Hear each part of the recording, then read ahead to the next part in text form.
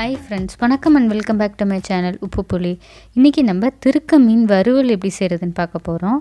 திருக்க மீன் குழம்பு ஆல்ரெடி நம்ம சேனலில் அப்லோட் பண்ணியிருக்கோம், பார்க்காதவங்க பார்த்துக்கோங்க. இப்போ இந்த திருக்க மீன் வறுவலுக்கு 6 சின்ன வெங்காயம் சேர்த்துக்கிறேன், ஒரு துண்டு இஞ்சி, 6 பல்லு பூண்டு அப்படியே தோலோடு சேர்த்துக்கிறேன்,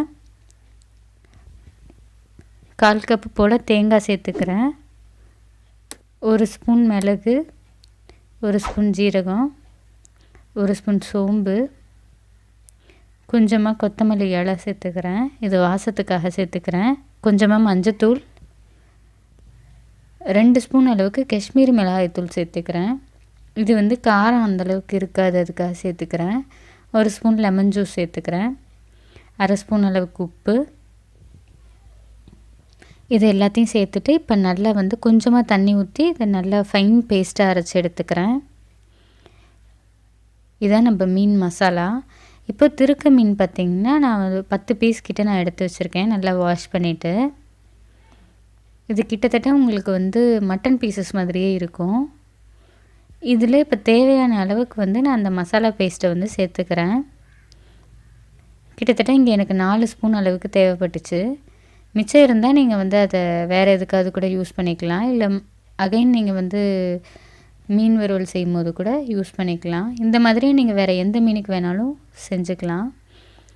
நான் இதை நல்லா மிக்ஸ் பண்ணிவிட்டு இது கிட்டத்தட்ட 1 மணி நேரமாவது நல்லா ஊற வச்சா தான் நல்லா ஊறும் இது. அதனால் இதை நல்லா கிளறிட்டு 1 மணி நேரத்துக்கு நான் இதை ஊற வைக்கிறேன். ஒரு பேனில் தேவையான அளவுக்கு எண்ணெய் சேர்த்துக்கிறேன். எண்ணெய் கொஞ்சம் அதிகமாக இருந்தால் தான் நல்லாயிருக்கும். இப்போது எல்லாத்தையும் மிக்ஸ் பண்ணி வச்சுருக்க அந்த மீனை இதில் சேர்த்துக்கிறேன். இதை நீங்கள் பொரிக்க கூட செய்யலாம், பொரிச்சாலும் நல்லா தான் இருக்கும் இது. இப்போ இது எல்லாத்தையுமே நம்ம பச்சையாக அரைச்சி சேர்த்ததுனால பச்சை வாடை இருக்கும்.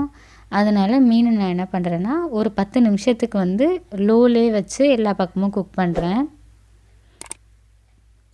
அப்போ தான் இந்த பச்சை வாடையெல்லாம் போயிட்டு உங்களுக்கு மீனோட ஸ்மெல் நல்லாயிருக்கும். ஒரு பக்கமும் 10 நிமிஷம் வச்சுருந்துட்டு நல்லா ஃப்ரை ஆனதுக்கப்புறம் எடுத்துடுறேன். திருக்க மீன் பார்த்திங்கன்னா உங்களுக்கு மட்டன் மாதிரியே இருக்கிறதுனால மீன் பிடிக்காதவங்க கண்டிப்பாக இதை ட்ரை பண்ணி பார்க்கலாம். திருக்க மீன் வறுவல் செம்ம டேஸ்ட்டாக இருக்கும். அவ்வளோதாங்க, நம்ம திருக்க மீன் சூப்பராக ரெடி ஆகிடுச்சு. நீங்களும் இந்த திருக்க மீன் வறுவலை செஞ்சு பார்த்துட்டு எப்படி இருந்தது எனக்கு மறக்காமல் கமெண்ட்ஸில் சொல்லுங்கள். Meet you all in the next video. Until then bye bye from me. என்னோட சேனல் பிடிச்சிருந்தா மறக்காமல் சப்ஸ்கிரைப் பண்ணிவிட்டு பக்கத்தில் இருக்க பெல் ஐக்கானை கிளிக் பண்ணிக்கோங்க. அப்போ தான் நான் ஒரு வாட்டியும் வீடியோஸ் போட்டேன்னா நோட்டிஃபிகேஷனில் வரும்.